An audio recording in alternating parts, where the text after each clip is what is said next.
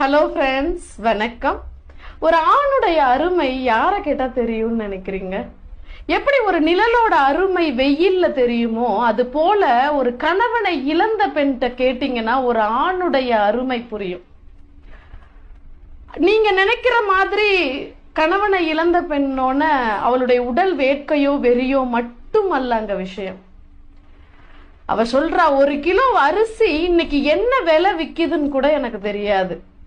அங்காடி போனதில்ல, காய்கறி வாங்கினதில்ல, மாதம் மின் கட்டணம் என்ன கட்டுறோம், பள்ளிக்கு பசங்களுக்கு என்ன ஃபீஸ் கட்டுறோம் அப்படின்றது கூட நான் அறிஞ்சதில்லைன்னு சொல்றா. எல்லாமே அவர் பாடுன்னு நான் இருந்துட்டேன். அவர் இருந்த வரைக்கும் அவரோட கஷ்டம் என்னன்னே நாங்க அறிஞ்சதில்ல.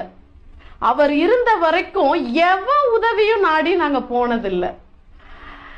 காலையில எழுந்து டீ கேட்க இன்னைக்கு அவர் என் அருகில் இல்ல.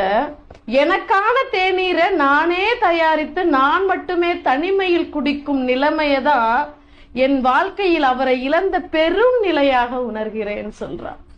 அன்புள்ள கனவா, இன்று புரிந்தது உன் அருமை அப்படின்னு சொல்றான். நன்றி.